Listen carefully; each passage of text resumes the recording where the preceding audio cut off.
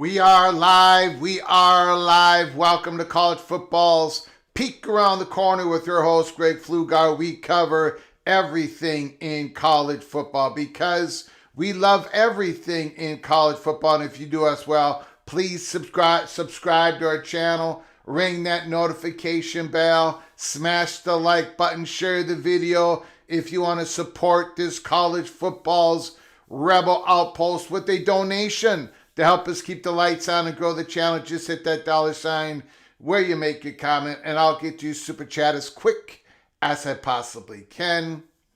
Welcome everybody into the studio that sits on the corner, the very corner of Keith Jackson Parkway and Curt Gowdy Avenue. Do not be afraid. Do not be afraid to become a legend with your comments and with your phone calls. Happy birthday to Maxine Roney Pflugar, 93 years old today. And I told her right before I came on live, you have more wisdom than you've ever had before. Now that you've reached the age of 93, as she lays in her bed, watches TV, watches the Nancy Guthrie case, tries to figure out what happened in that case, trying to figure out what happened to her Alabama Crimson Tide this year. I told her, you've never looked more beautiful and you've never been this full of wisdom. And she shook her head at me and said, well, right now, Greg, I feel like I am getting older by the day. And I said, there it is. there is your wisdom. You are getting older by the day. So happy birthday to Maxine, my mother. Big day. She's already been fed good food, and we'll see what happens for the rest of the day. And for my wife, I congratulated her and I said, you are the most beautiful 54-year-old woman in the country. And she is spending today, February 20th. The latest video I have received from the little general is she's in a jacuzzi with her mother. A jacuzzi with their mother in Mexico City. Not in Mexico City. A town outside of Mexico City. They went to a place, I can't say the name of it. I don't know what the name of it is, but it's a place where it's a little town. It has great street food, big celebrations going on, and the last video that I saw, both of them were in a jacuzzi. Gregoria, which is my mother-in-law, Gregorio, and my wife and my mother share the same birthday, February 20th. So congratulations to the two most important people in my life. Okay, thank you all for coming on in. I appreciate it. Curt Cignetti is the new $13 million man. The $13 million man.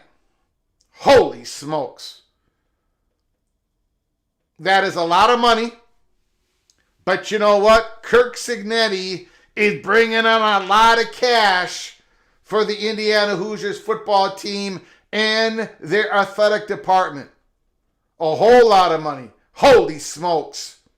Sold out football stadium, merchandise, beer is flowing in Bloomington. The celebration, as Jay Chapman says, he has earned every penny. Earned every penny. Holy smokes. He joins Kirby Smart and Lane Kiffin as the three guys, the three coaches who are earning $13 million and a little bit more, $13 million a year, $13 million a year. We're going to talk more about that. Curt Cignetti, we're going to talk about the Joey Aquilar. It did not go his way today. The Tennessee Volunteers are going to be looking for a new starting quarterback for 2026. And again, I did not know how this was going to go. When I made my way too early, I put Tennessee at number 25. I'm going to have to put a new team at 25. I'm going to have to put somebody else at 25. Let me know who you think I should put in at number 25. Because I got to look, no, I'm not. George McIntyre might be a beautiful quarterback in 2026. Right? That might happen. He might be a great quarterback in 2026. I don't want to slight the guy. Fajon Brandon, we're going to talk about him as well, coming in as a true freshman. I don't think he's going to win the starting job. We'll go over that in a little bit. But maybe he becomes a spectacular true freshman quarterback for the Tennessee Volunteers. But for now, I'm going to have to take Tennessee at the number 25 spot. Bimba 75-79 says Washington should be at 25. Now I've got the Buckeyes number 1. I got the Longhorns number 2. Oregon 3. Indiana 4. The Red Raiders 5. The Fighting Irish 6. The Hurricanes 7. The Bulldogs 8, BYU 9, LSU 10. And I'm going to talk a little bit about LSU as well. I don't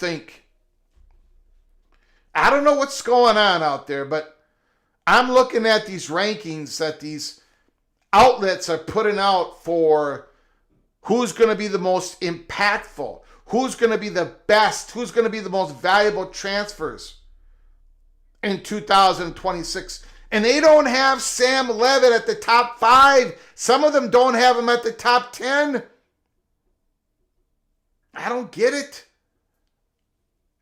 Sam Levitt is being disrespected. He's being disrespected. That guy, I don't know, man. I think, look, I've got LSU at 10 just because I could not put him past BYU. I couldn't, Gunner Stockton.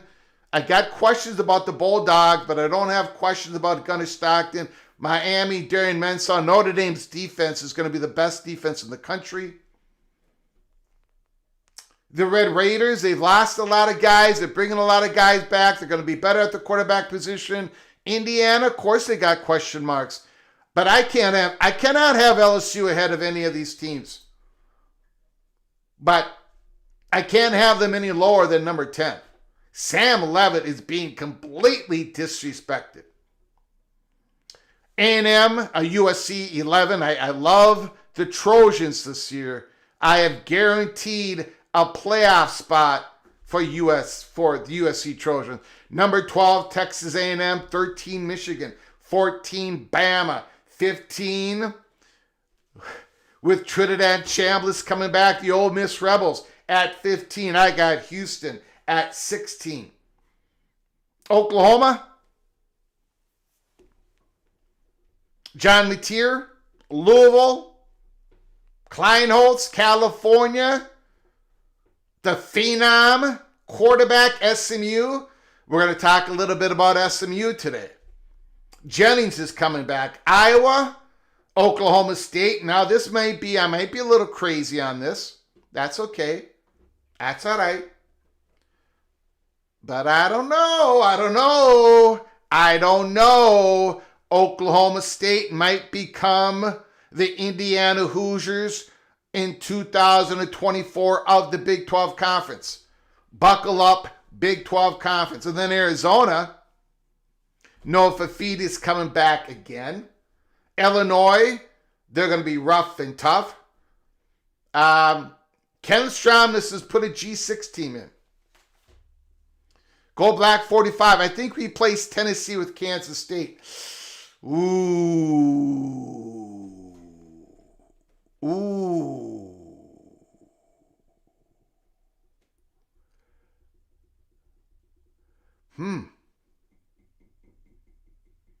You know what?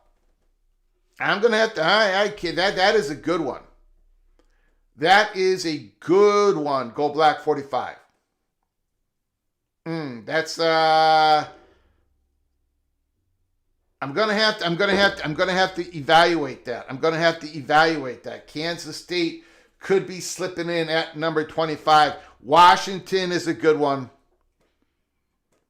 All right, so we're gonna talk about Tennessee. We're gonna talk about SMU. We're gonna talk about anything that you want to talk about. Curt Cignetti, the new $13 million man. We're going to be opening up the phone lines earlier than we usually do. Friday, February 20th. It's a busy day in this household as the big general, Maxine Catherine Roney Flugar, turns 93 years old. Thank you, Expansion Crush. I appreciate it. The Evo Badger. Super Chat, Evo Badger. Look out.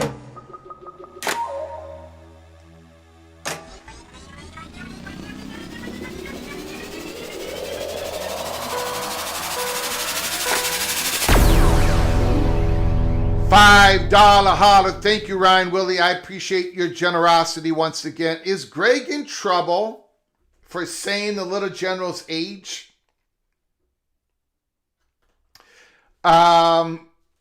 Possibly. But she's in Mexico, and they're having a great time. They're traveling in Mexico. They're in a different state. She's probably not listening to this program.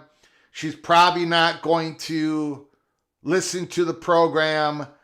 The next time she comes in the chat room, be it next week, then a week after that, if you guys tell her that I said it, I'm just going to deny. That is that's the secret for a 23 going on 24 year marriage. Eva Badger, thank you for the super chat. I very much appreciate it. I don't think she's going to be mad. I don't think she is going to be mad. Hopefully she's not. Ricky Tungate, $5 holla. The Indiana Hoosier.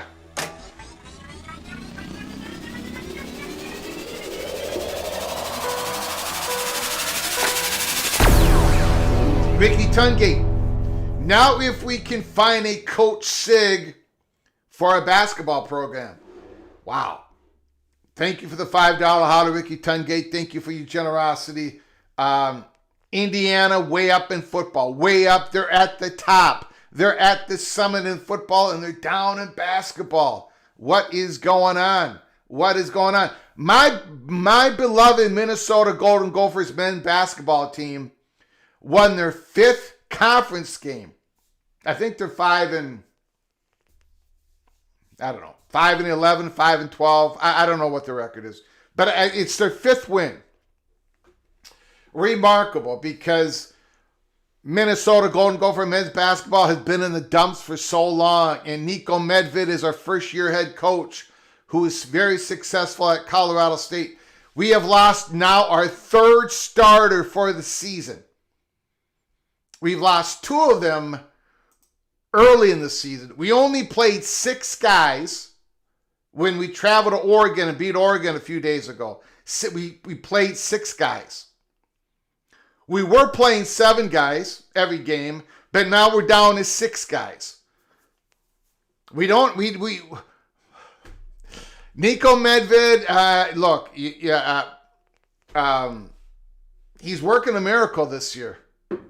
The Gophers have actually won 5 conference games. Remarkable. So hopefully we've got our guy for years to come. He is from Minnesota, so hopefully he sticks around. Thank you, Ricky Tungate. I very much appreciate it. We got Gold Black 45, a new member, Early Peak, Cloak and Dagger. We're going to be talking about Lane Kiffin here in a moment. You are officially knighted, Gold Black 45. You are officially knighted, Cloak and Dagger. Thank you for your generosity, Gold Black 45. Very much appreciated. Very much appreciated. Again, as a member, you can go to our library of episodes and watch all the episodes, including members only Early Peak, Cloak and Dagger. Thank you, Mr. LSU Tiger. Let's go through the roll call real quick. We've got Rich Austin, Utah Utes, Ryan Brooks, go Tigers. The Lane train ready to depart. You know, I always love it when I get Ryan Brooks, Go Black 45, Christopher Hooter, Rich Borg, all these LSU Tiger fans, all these LSU Tigers in the PATC family. I love when I get them all riled up and mad at me, but I'm not going to be able to do that today. I think, well, we'll take it as it comes during the off season. We're going to break down the spring football tapes of the LSU Tigers. But my take on Sam Levitt is like completely, he's a dude. He's an absolute dude.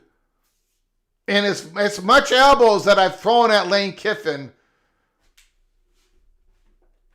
much like Curt Cignetti and what they're doing at Miami, there is something going on there. Look what he did at Trinidad Chambliss. I think Sam Levitt and Lane Kiffin, that combination is a very dangerous thing for the other SEC schools. That's my take. For now. If something's going on when we break down those LSU Tiger tapes in March and April and May, I might change my mind. But the LSU Tigers should be a top 10 team right now. I got them at 10. So I guess today the LSU Tiger fans will not get too upset with me, although we've got this weekend. I'll make sure we get you over this weekend. The United States wins 5-1 in hockey. Holy smokes. Greg, do you have a coaching hot seat list yet? No, I do not. Last year's hot seat list was scary. It was kind of scary. Every time we put a name up there, and I asked for you guys' input, every time we put a name up there, they were fired. I mean, we put Mike Gundy up there at the beginning. One time we put Franklin up there, and I just put him up there because I was like, come on. I mean, everybody that we put up there, almost all of them got fired. I don't have a list yet, but I have one name. That I'm going back and forth with.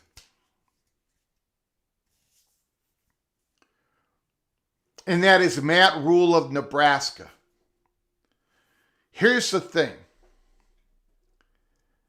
He just signed an extension. A big one. A lot more money. They did it when Nebraska was like 6-2. Something like that. Before the Gophers blew the doors off them again.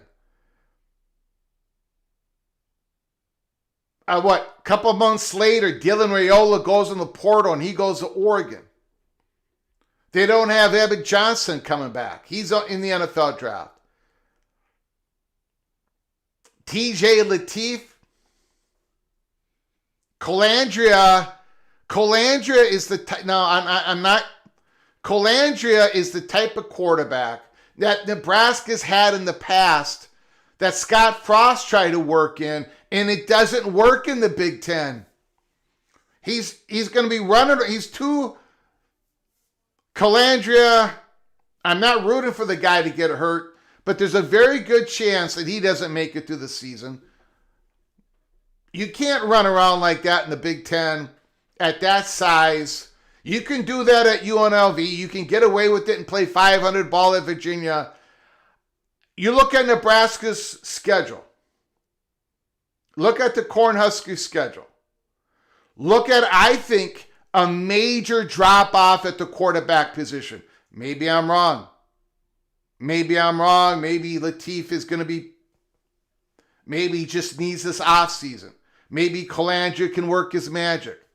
Maybe that defense, after another new defensive coordinator comes in, maybe they can finally start playing like the Black Shirts of old. But look at that schedule. The schedule last year should have been the breakthrough season of Matt Rule. It should have happened last year. Dylan Raiola's second season. Emmett Johnson. That schedule, it was an easy schedule last year. Third year of Matt Rule, it was all lined up. in I often say that the Minnesota Golden Gophers 8-5 football team was the worst 8-5 football team in Power 4. Along with maybe Missouri and maybe another one. Nebraska was the worst 7-6 football team in the Power 4. And I think they're having a big drop-off at quarterback. They're having a big drop-off at running back. But is Matt Rule really going to get fired if things go pear-shaped for Nebraska Is he really going to get fired? He just signed an extension. Boy, I don't know. But you look at that schedule. Their first Big Ten conference game, correct me if I'm wrong, that first Big Ten conference game is at Michigan State. And all I know is this. Matt Rule, that is the most important game of your college football career. You're going to go to East Lansing. I think it's a road game. I think. In Nebraska with Fitzgerald, I think last year should have been the breakthrough season, and I think this year is the year that Matt Rule is going to catch a whole lot of heat. So that's one name, but we'll create it. We'll have a hot list here in a little bit. Thank you, Gary. Thank you for that. Evo Badger, $2 holler. Holy smokes.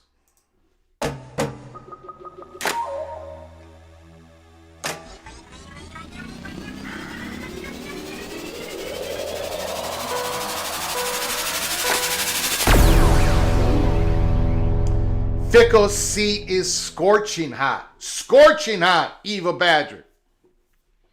Okay, but you at least have a football schedule. I mean,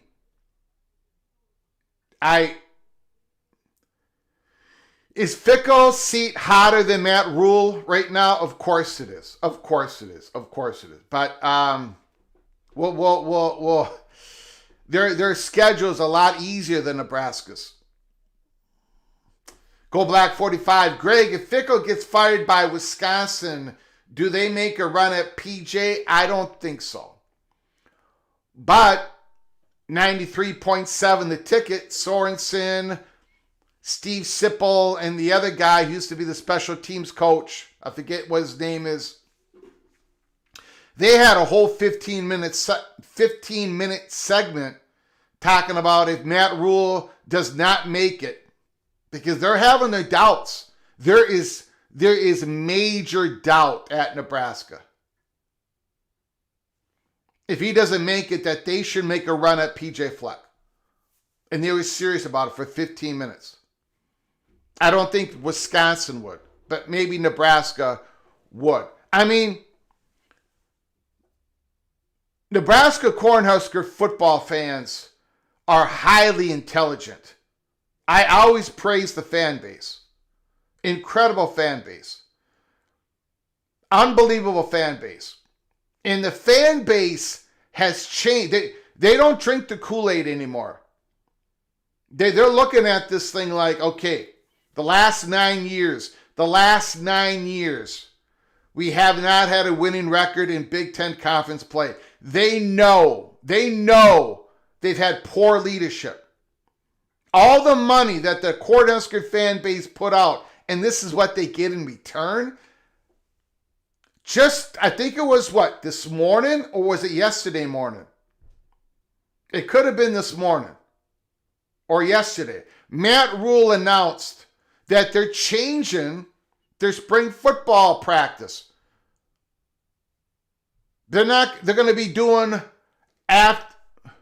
what did he say? They're going to be changing it to afternoon practice. From Scott Frost put it in the morning, Matt Rule is going to put it in the afternoon.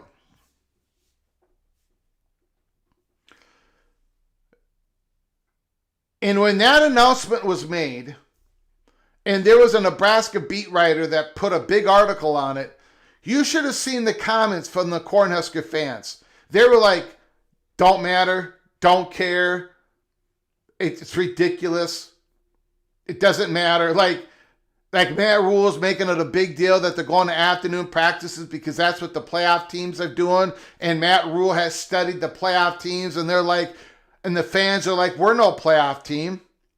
Can we win 5 games in a season in the Big Ten first before we're talking about playoffs? Playoffs, and the fans just let, their incredible patience has finally worn out. I hope for Matt Rule's sake, I hope for the Cornhusker fans who are absolutely spectacular, I hope that Calandria and Latif, one or both, is the solution at quarterback. But I don't think so. I could be wrong, but I don't think so. I see a train wreck coming in Lincoln. Anyways, that's enough of that. Loxley, Riley. Well, I happen to think that USC is going to have a great year this year. Now, if they don't, Lincoln Riley's in trouble. Lincoln Riley's in trouble. And Loxley, I don't know. I mean, I think a lot. Okay, so this is Malik Washington's second year. They were not going to pull the plug on Loxley after last year. This year they gotta improve. The Terrapins have got to improve this year. Justin Lucas, we're going to talk about SMU. Yes, we are. We're going to do that right now. Justin Lucas. I was doing a roll call here and I got completely thrown off. Jose's in the house. Eva Badger, Wisconsin would never hire Fleck. Dave Aranda, you are correct, Tumasta. Dave Aranda will be on that list. No question about it. D5 Terps did not have the money to buy him out. They do now if they need to. Thank you, D5 Terps. Terrapins got a new offensive coordinator. We had to. We'll see. All right. Let's first talk about SMU.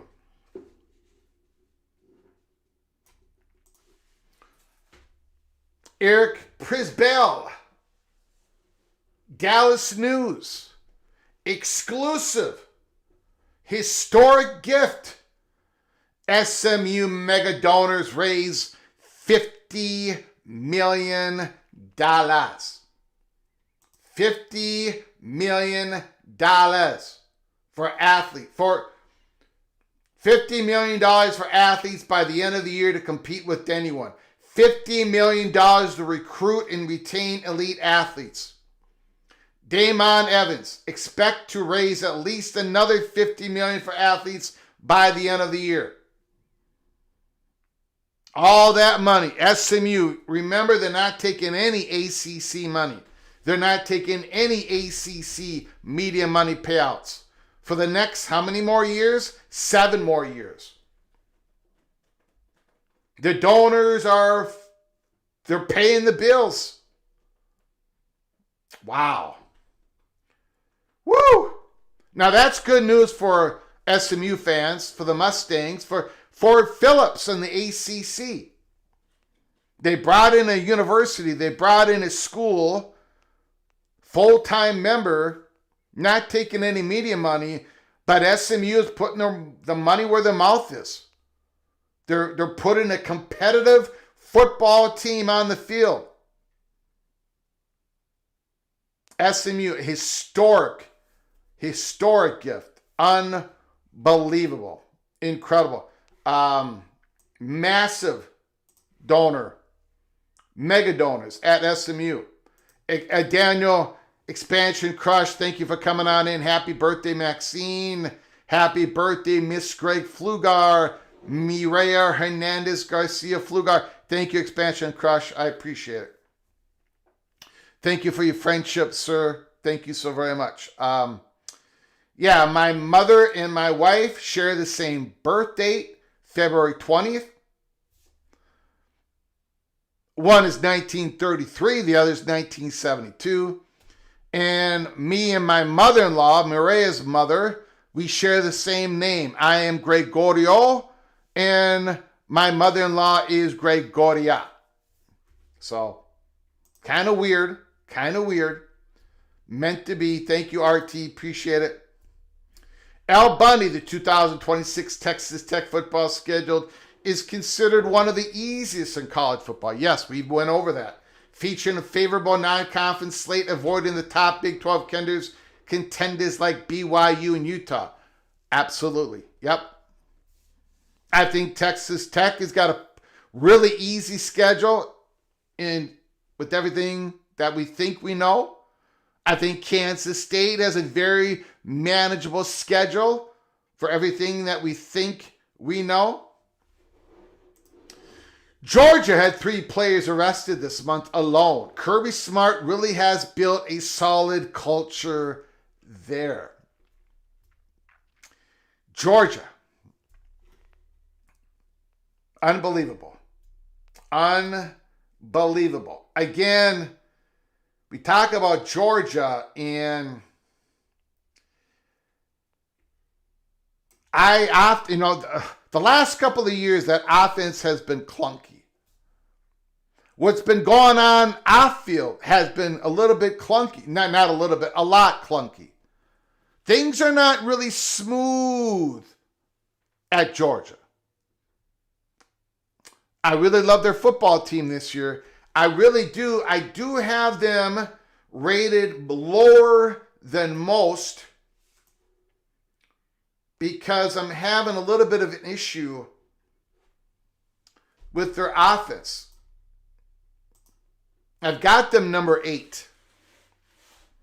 I think most people are going to have Georgia higher than 8, right? Correct? I mean, I've got the second SEC team rated 8th. I just could not put them higher.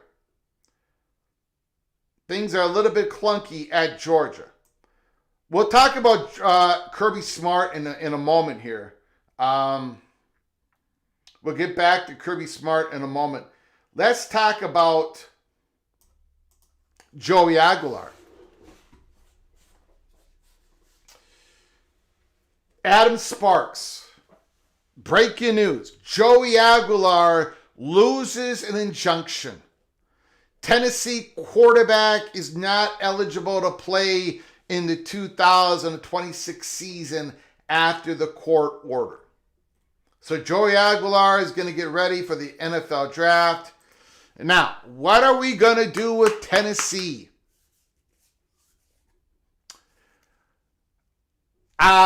This spring football camp is going to be really important to watch. Really important to watch. The Volunteers. You had a freshman quarterback come in last year. I remember watching this guy's tape. Because I was even saying during the live shows, I don't know how Joey Aguilar is going to, I don't know if that really good years at Appalachian State, I don't know if that's going to transfer well over to the SEC. It did. Joey Aguilar had a very good season. No question about it. Tennessee had issues, and it wasn't Joey Aguilar. But there was a moment there that I thought maybe the true freshman at the time, George McIntyre, would have to be the starting quarterback. So I watched this tape. Tall kid, lengthy kid. I'm hoping he's put on some muscle. I'm sure he has. He's been in the program for 1 year. He was a 4-star, low 4-star, coming out of Nashville. So he's known by the Tennessee people, right? And now it would seem that he is going to be QB1. He's going to have to battle for it. He's going to have to win the job. But he seems to be the future, at least for 2026. Again, I want to see him during the spring football because to me it looked like the kid would not be able to take a sack and get back up last year. But I'm sure he's more filled out this year. But we got to watch George McIntyre during spring camp. Now, the other guy is Brandon Faison. He's from North Carolina.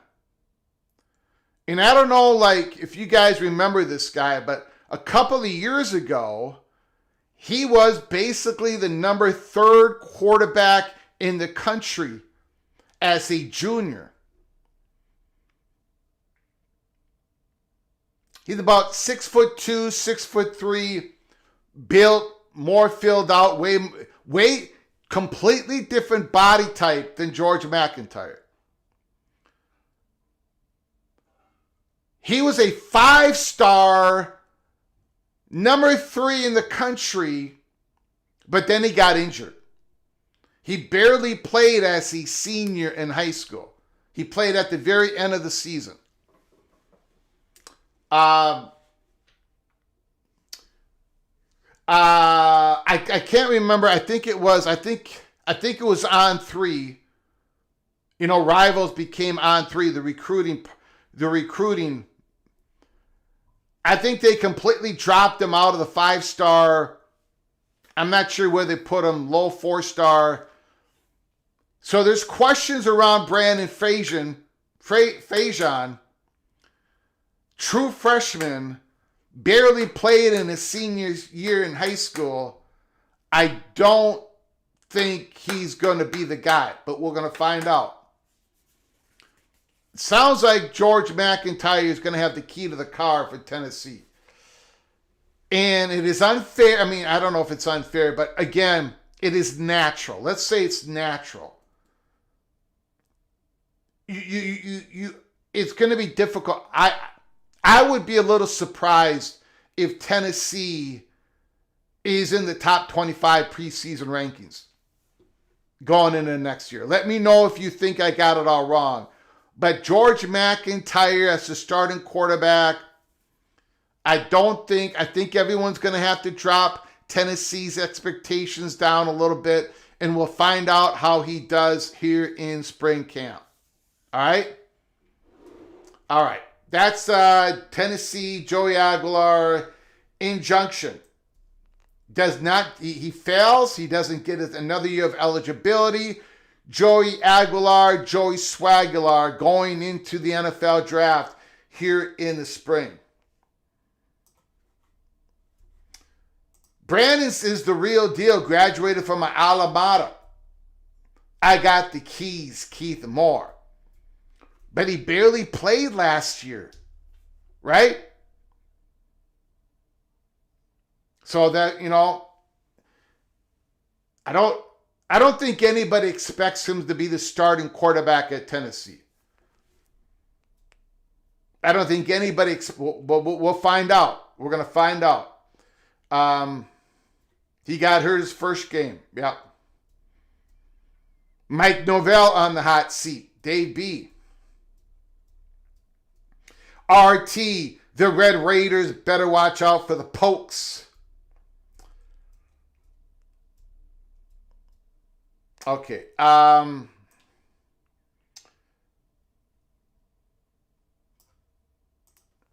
Sig.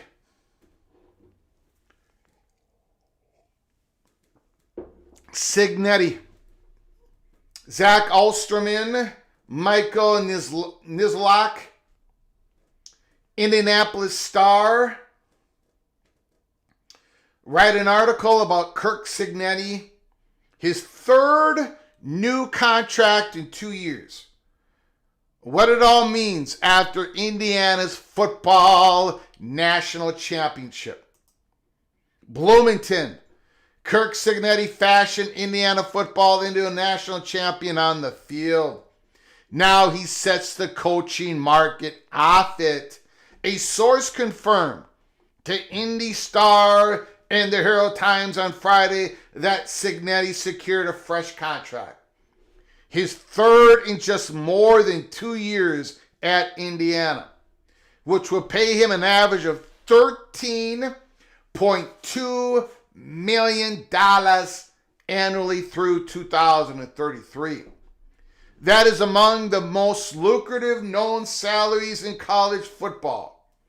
Cignetti's previous contract was the same length, but paid him an average of $11.6 million annually. He joins Lane Kiffin and Kirby Smart as the only college coaches with an average annual salary of $13 million or greater. Kiffin signed a 7-year, $91 million deal with LSU in December, while Smart signed a new contract with Georgia in May 2024 worth $130 million over the 10 seasons. The Buckeyes, Ryan Day, 7-year contract with an annual salary of $12.5 million. So, head coach going to be making an annual salary of $12.5 million, but Cignetti is $13.2 million. Cignetti's renewed terms are the result of a clause in his contract he signed in October, requiring a good faith market review of Cignetti's deal within 120 days anytime Indiana reaches a college football playoff semifinal. And they just did that. They won the whole damn thing. He signed the contract in October with this clause in it. Holy smokes. I tell you what, Cignetti's got a very good agent. That review per the terms of Cignetti's previous contract is designed to ensure that he is compensated among the top 3 coaches in the sport. After winning the national championship last month, he now sets the pace among peers in the Big Ten and stands side by side with the highest paid coaches nationally.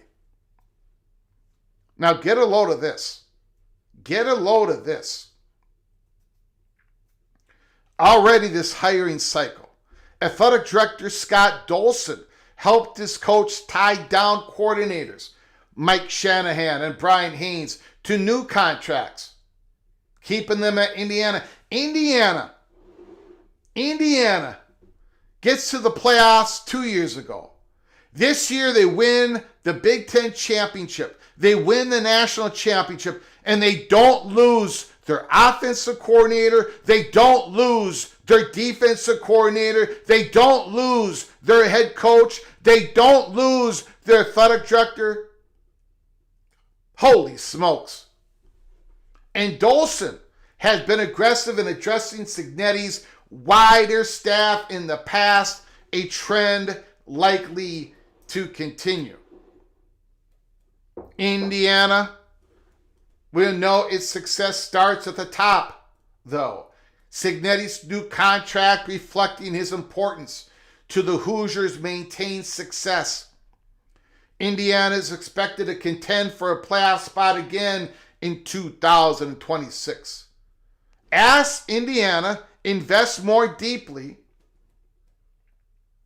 Indiana can point to results in spending ever bigger in football. The athletic department's financials for 2024 fiscal year reported $81 million in football-specific revenues.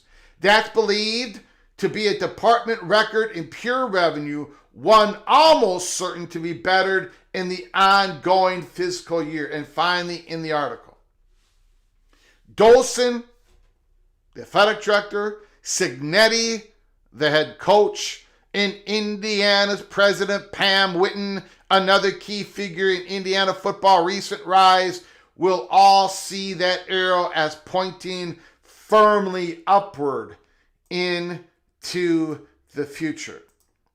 Curt Cignetti, the new $13 million man. And it is very difficult to argue that he's not worth it. Indiana's bringing in so much more money. The stadium is jam full.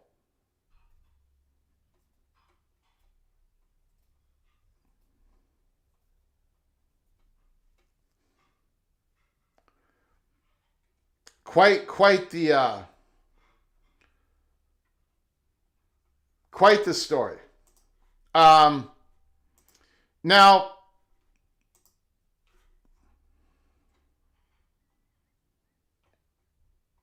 hold on just 1 second here. I just got sent something. Let me get a quick overview.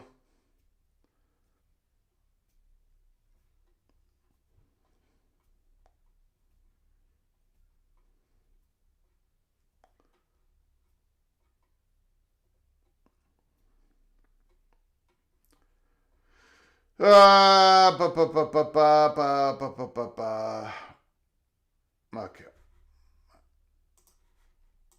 Let me show you guys something here.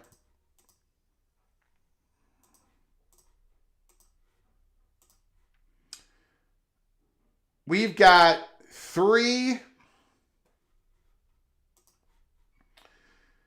gentlemen making $13 million or more in their football contract. One is Lane Kiffin, the new coach of the LSU Tigers.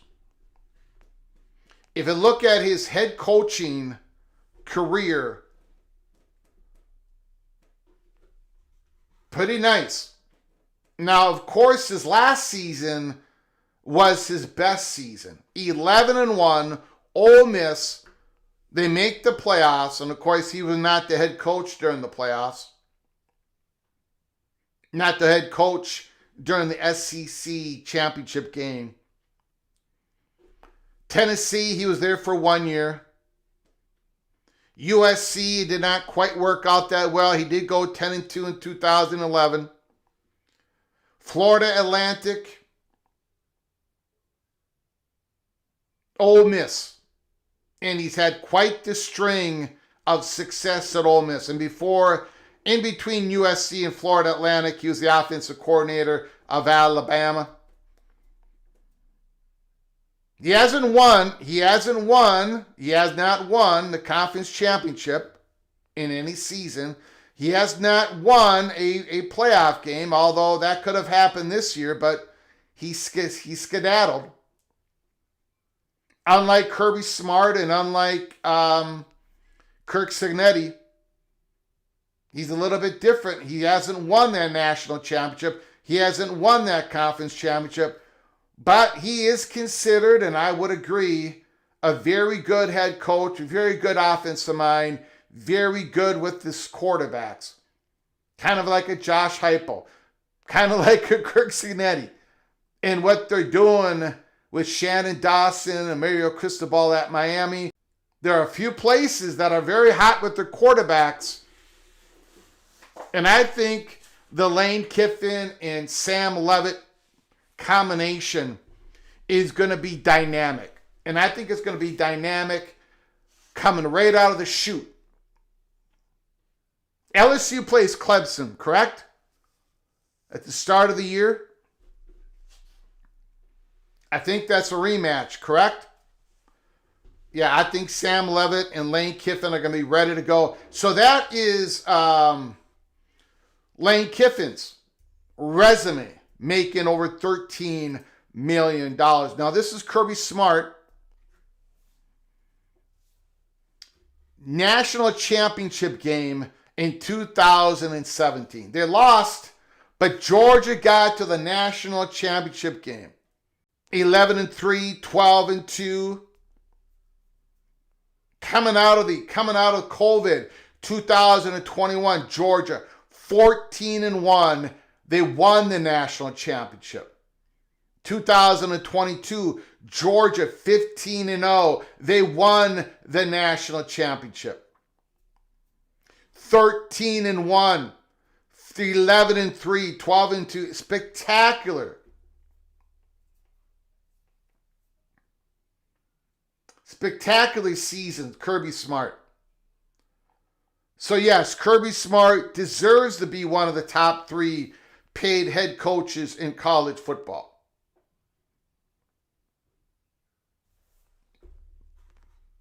And then you got Curt Cignetti, who had every position in college football.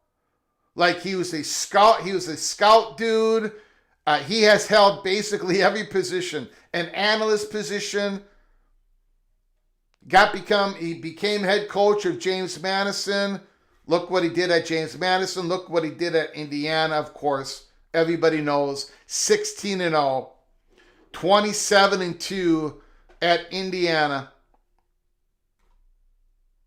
And now he is one of the top 3 paid coaches in college football. Now, who do you think should be up there with him? Ryan Day?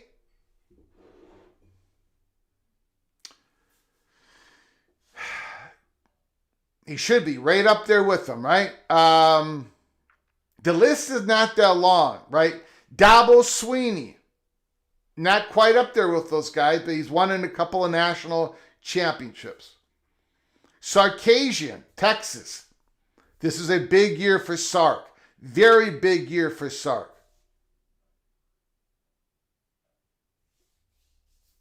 So, anyways, in Lanning, Dan Lanning of Oregon, he's going to be up there. All right. Ryan Brooks plays Clemson in real Death Valley. Real Death Valley. In LSU.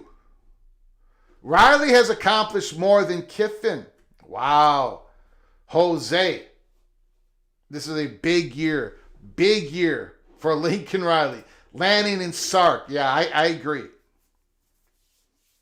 Greg, are you going to talk about the Tallahassee hospital system being turned over to Florida State and the impact of this? Sure, I can talk about it. I put it up on X. It's official.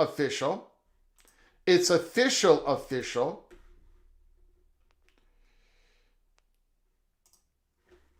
Florida State University agreement details transfer of city-owned hospital assets to Florida State. City of Tallahassee City Manager Reese Gold and Florida State University have reached an agreement totaling $1.7 billion for the transfer of all city-owned hospital assets currently leased to Tallahassee Memorial Healthcare. This agreement is the next step in the transformation of the hospital into a full academic health center. Operating under Florida State Health, a healthcare ecosystem that combines research, clinical care, and teaching to bring healthcare innovation and cutting-edge medical advances directly across patients across North Florida. So the agreement includes a Florida State investment of $1.7 billion locally over the next 30 years. Quite the achievement for Florida State. On June 15th, 2024, when we did a live show here that caused a lot of consternation around the college football world, when we declared that Florida State and Clemson were not the number 1 targets of the Big Ten or the SEC. But I also said the doors were not shut or closed on either one of those universities. Of course not. Nothing has been done. Nothing has been settled. Nothing is imminent. I keep saying that over and over and over and over again. It's just that I had to tell you the truth at the time, what the chatter behind the curtain was, right? And then it was reported 6 weeks ago in August in 2024 by Brett McMurphy and others. The same stuff that I reported to you on June 15th, 2024. One of the issues that Florida State had, which a lot of universities have when the Big Ten is looking at them as a candidate, is the Big Ten wants commonality. They want big research. They want a viable, healthy research university that can grow. And they would love it if it was in, the medical field. It doesn't have to be medical research, have their own hospital research and all that stuff. We all know this. At the time, I said Florida State is an emerging research university, but they're not a Big Ten university. They're not. Well, Florida State is making a great argument that before too long, everything is set for them to become a Big Ten university. They're doing what they need to do. Now, again, nobody is really in control of their own destiny except for Notre Dame, North Carolina. But I mean, everything is on pause. We've talked about that. The domino pieces of Notre Dame and North Carolina, don't know what's happening there. Everything is sort of just, nothing is imminent. But there is this positioning that's going on. People are talking with each other. We just reported that Utah and the Big Ten had conversations over what Utah is doing with their for-profit entity. There's no question in my mind that Florida State has spoken with the Big Ten, have spoken with representatives of the SEC. Florida State, in doing all of this, in making this huge impact, is helping their community, they're helping their institution, and they're looking more and more like a Big Ten, like an SEC institution. If you would have said, Greg, what does Florida State need to do at the time in 2024? And I think I said it.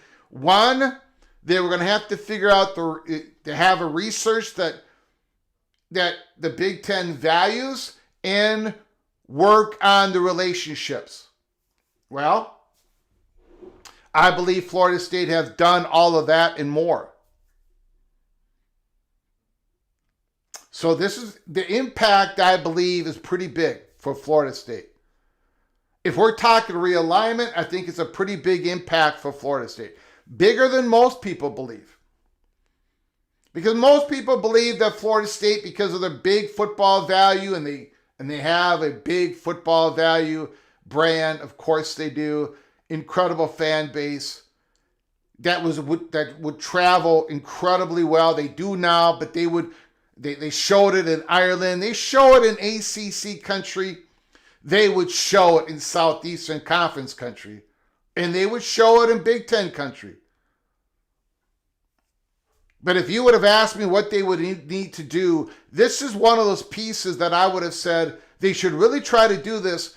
But you know what? They're probably not going to be able to do it. They're not going to be able to be successful in doing it. Well, I would have been, and maybe I was, absolutely 100% wrong because they just did it. So I think it's a very impactful step for Florida State. Where does it all lead Florida State? I don't know, guys. Again, I don't have all the answers. I don't even have all the questions. But Florida State is in a better position now than they were June 15th, 2024. Florida State is in a better position now than they were June 15th, 2024. That is, that's, and I know what people are saying. Greg, it should not matter what they do as a university. It shouldn't, you know what, you can have that argument, but that's not the reality. Not the way the world is right now. What they do as a university does matter. It does matter because these universities are doing so many things off the basketball court, off the volleyball court, off the football field. They're doing things together. They're rubbing shoulders. They're having these meetings. They're trying to crank up their value and research. They're doing a whole bunch of stuff, guys. And if Florida State is going to look like a Big Ten university and do research like a Big Ten university and do research like a Southeastern Conference university, well, then the presidents are going to look at Florida State and say, there's another layer of value at Florida State in Tallahassee. That's how they're not only looking at TV viewership and all that stuff. They're looking at what you can bring as a university. So it's very impactful. Big Gun Shop is in the house. Thanks for coming on in. Thank you for coming on in, Jay Chapman. Appreciate it. Al Bundy, the $13 million coaches all come from Nick Saban coaching tree. Wow. Rich Austin, Florida State's research rev in 2025 was $487 million. The hospital transferring to FSU should boost those significantly. Jason calls it a long shot. Bears are moving to Indiana. Is that official? Is that official?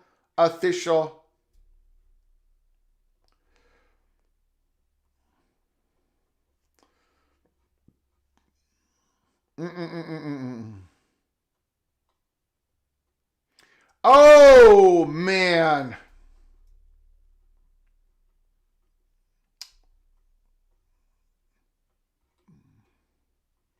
I did not. This just happened. It happened. Wow. Very sad news.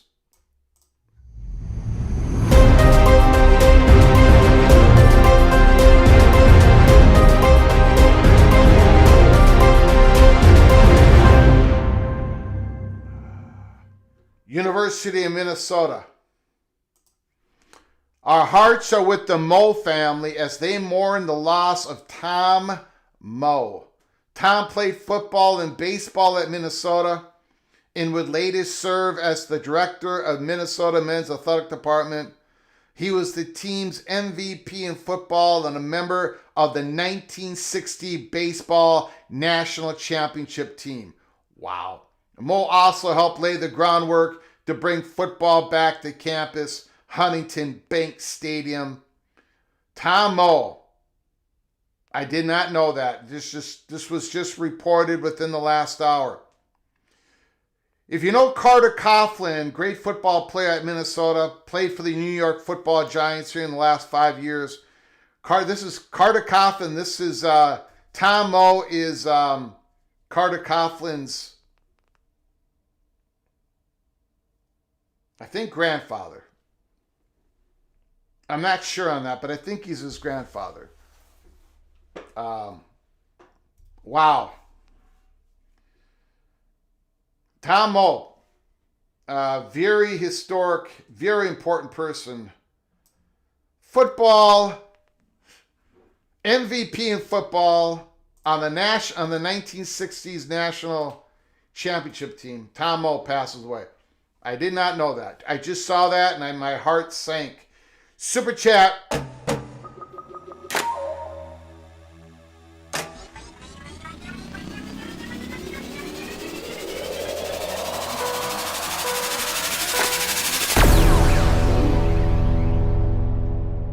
$10 holler, Big Gun Shop. Mayor Brandon put out a statement saying that the Bears belong in Chicago. Movie Time Blues, not official. Illinois still has a chance. I don't want them to leave Illinois. But then again, I'm an old Viking.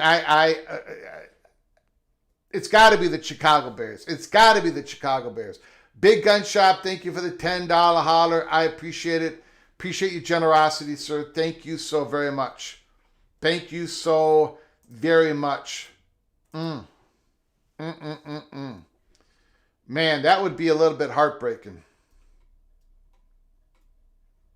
Okay. If they move to Indiana, I know they're going to move to Northwest Indiana, right across the border. Are they going to still be called the Chicago Bears if they're playing in Indiana?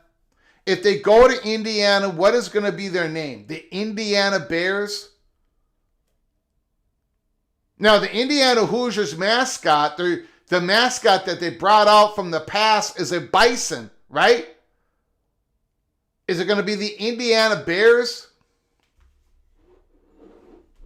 Wow.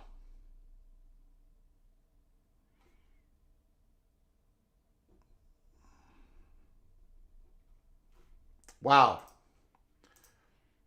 Keep your head on the swivel on that. Okay, I'm going to open up the phone lines here. Talk about anything in college football that your heart desires. The floor is yours. If you call in 763 260 1333 763 260 1333. Tomo, former athletic director of the Golden Gophers, passed away. Mm-mm-mm.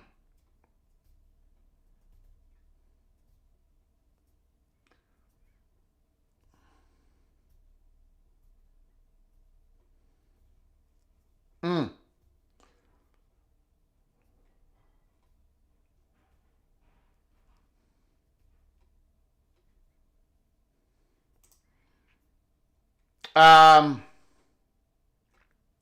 Our discussion yesterday on possible disclosure, Representative Burleson, after President's announcement that the Pentagon will review potentially classified UAP UFO material for release. Eric Burleson, what I can validate is that there are objects that are using unconventional propulsion technology that is beyond our capabilities. Now, where are they coming from? Why do they exist? We do not know. I have a very difficult time that they come from our enemies or from our allies. But we have enough technology to know that their signatures, the things that are flying, they don't have the same propulsion system that we use. And they go a lot faster, and they can do things that we cannot do. So what are they? What are they?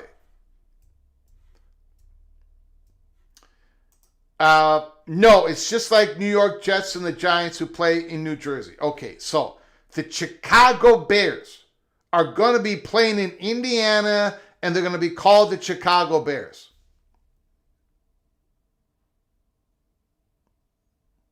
Arnegat, Jets and Giants play in New Jersey, but I still call New York. Okay, I understand what you guys are saying, but New Jersey and New York have...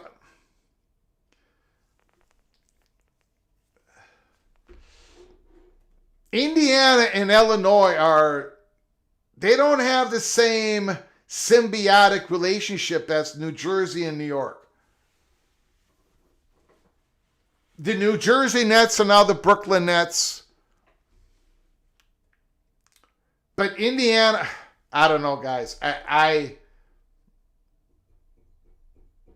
guess. Movie Time Blues. Wherever the Bears Stadium would go, I think the Big Ten would take an interest in it. Warren was commissioner of the Big Ten a few years ago.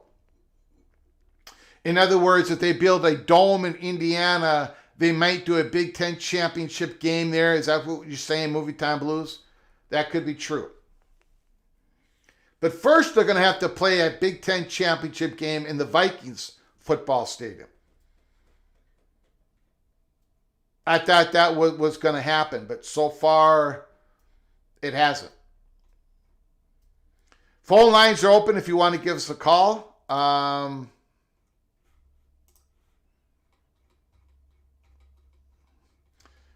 O.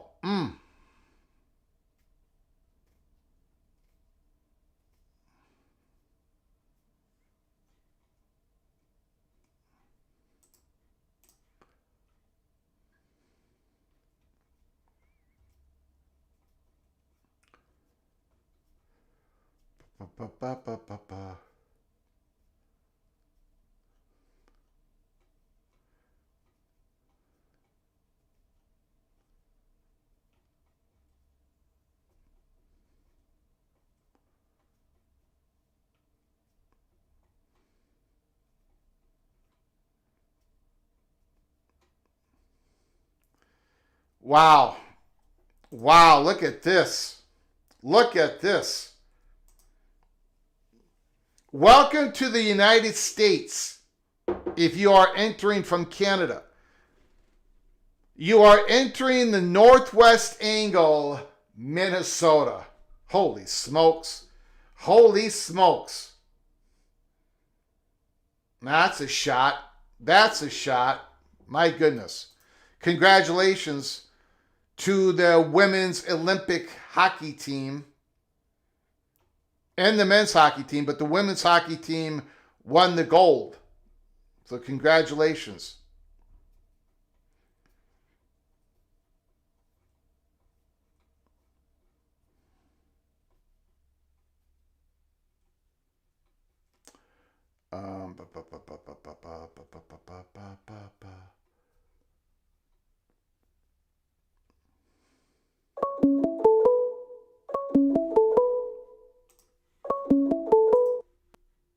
Call from Jose, fight on. Jose, fight on. The floor is yours. How you doing, sir? Doing great. How's the birthday party planning going? Both the Godfathers. They're really not going to be a party. The wife is in Mexico. The mother is being pampered like she is every single day. So no, there is no difference in how. We were going to get her a steak, but she didn't want to chew a steak today, so she didn't feel like it. So. Okay. Yep. Well, maybe put on her favorite episode of The Traitors or something. Yeah. I got my wife into that. She loves it. Okay, so she's watching this year's Traitors? No, she's catching up. She's going back and watching the old ones. Oh. She's currently on the one with Johnny Bananas where he got voted or murdered, I guess, on the first episode, and then so it's the second season she's on right now. All right. Okay. Are you watching it with her? Yes. Okay. Now, I'm not going to give anything away. I'm just telling you. As the seasons goes on, the game gets better. The show gets better, and the mechanics of the game get better. I'm not going to give too many things away, but they keep tweaking it, and their tweaks are making it better and better and better. So, like, it's season 4 of the U.S. right now, and we just watched episode 10 last night. The show just keeps getting better. Okay. Have you and your wife, now you've watched the first season of the U.S., you watched that one, right? Yes. And now you're on the second season. Have you watched any of the U.K.? We accidentally clicked on those on accident because there's so many worldwide. I mean, there's like Ireland. I mean, there's or Scotland. I don't know what country it was, but there's so many, and it took us a while to find the American one. Yeah. And then we finally, So eventually we're going to get to all the other countries. Right now, we've only seen season 1 of the U.S. and we're on season 2. Keep doing what you're doing, but the U.K. ones are just outstanding as well. The New Zealand ones are good. Ireland had a great season. Australia is about the only one that failed. Yeah, but Mexico's coming out with one this year. India was incredible, the one that they came out with. So you've got a lot of watching to do. It is so addicting. It is so crazy. No season is the same. It is always different dynamics. It's just crazy, but enjoy. Yeah, and for those listening that don't understand the concept of the Traitors, it's very similar to, if anyone has ever played that game Among Us. It's like a cell phone game. My kids loved it, and they wrangled my wife into playing it with them. Among Us. It's very similar concept, so maybe that'll pique the intrigue of some of the listeners here. alien beings murdering each other. What was that? My wife said something about what? They're alien beings murdering each other. Alien beings murdering. Yeah, well, that first season of the U.S., we shouldn't really talk about it, but that was an incredible, heart-wrenching ending to that one. Oh, yeah. Yeah, Yeah, we don't want to spoil it. for yeah, anyone. but every season is completely different from the next. It's just Well, I think Johnny Bananas put a target on himself because we really liked him. yeah, And he told the host, he's like, "How does it feel now to be the second best dressed person in the yeah, castle?" And I don't think the host liked it very much. And yeah, sure enough, he was the first one gone. yeah. You don't. It's like you you don't want to be as a faithful. You don't want to be too hot. You don't want to be too cold, right? You want to Right. have a little bit of a heat on you, but you don't want too much heat on. You got to find that middle. But it's fascinating to watch people do different. They have their different strategies. But the problem with this game is not a problem, but it's like um,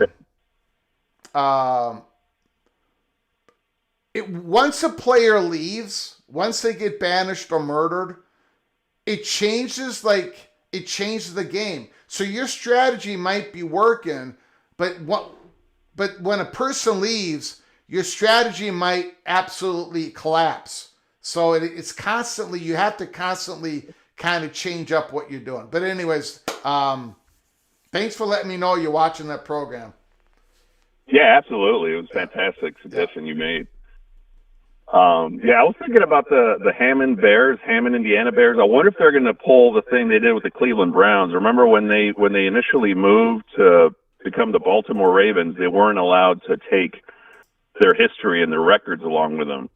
And essentially the Baltimore Ravens became an expansion team. Maybe that's what they might do with the Indiana Bison. If that's what they change their name to, I don't know.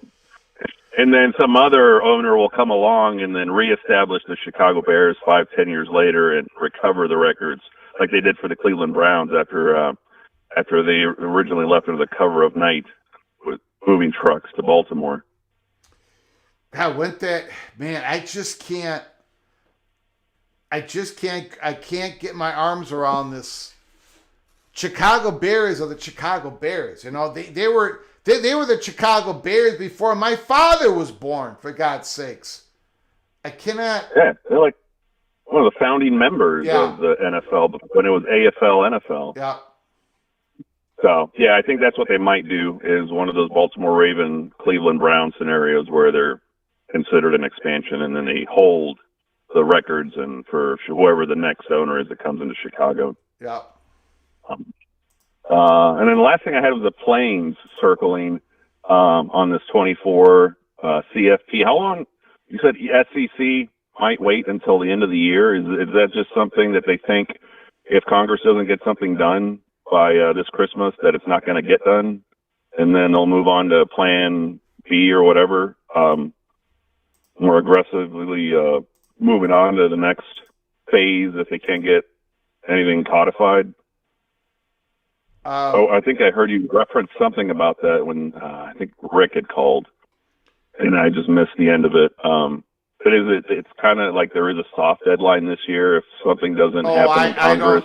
You know what? I don't know. I don't know. And I think my answer to Rick was, I don't know. Like, I have no idea. I don't know what Plan B is.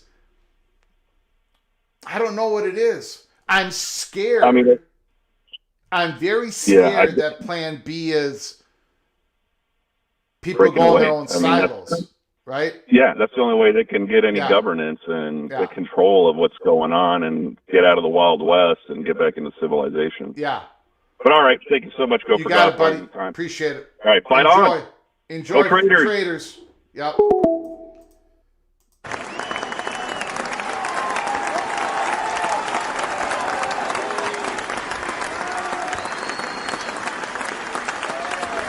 Beautiful call by Jose Rich Austin. No hard deadline, but it needs to be passed before the 119th Congress ends with January 3rd, 2027. Deadline for the SCORE Act is January 3rd, 2027. I don't know what Plan B is other than SEC taking the ball and go home. I don't know, man. I think we're in trouble. I don't know, like a CBA, my very first episode that I ever did on this on this YouTube channel was talk about the need for a collective bargaining agreement. But it's going to be so complicated. It doesn't mean that it should not be done just because it's complicated, but it's incredibly complicated. It is so complicated that nobody really wants to talk about the details. They just want to say we need a collective bargaining agreement. But once you go down a little bit in the details, it's like, God, how is this ever going to work? Like, how is this ever going to work?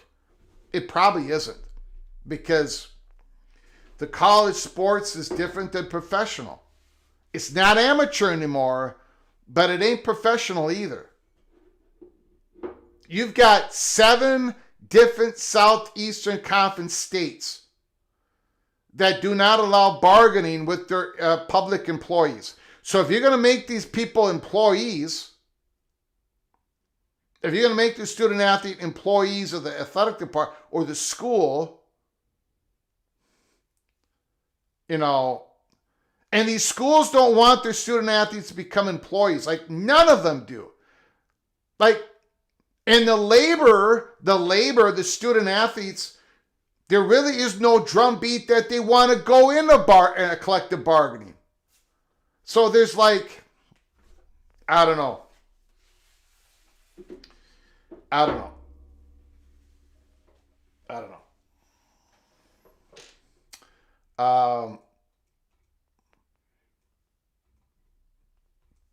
All right, guys, we've been on the air for an hour and 30 minutes, about 30 minutes longer than I thought we would. This was a Friday, February 20th show dedicated to my mother and my wife, 54 years old, 93 years old, February 20, 1972, February 20, 1933. I love you, Mom. I love you, honey. Hope you're having a good time in that jacuzzi in Mexico, south of Mexico City. Appreciate you all coming in. If you are new to the channel, please subscribe and ring that notification bell. We talk college football here almost every single day. We're going to be talking about it during the weekend, Saturday and Sunday. Buckle up. I am working on a trivia contest, college football trivia contest. It's going to be a 3rd annual one. We've already had 2 of them. Rodney Richborg and Moen are the 2 former champions. We're going to have a 3rd champion. We might light that thing up tomorrow on Saturday, or we might light it up on Sunday.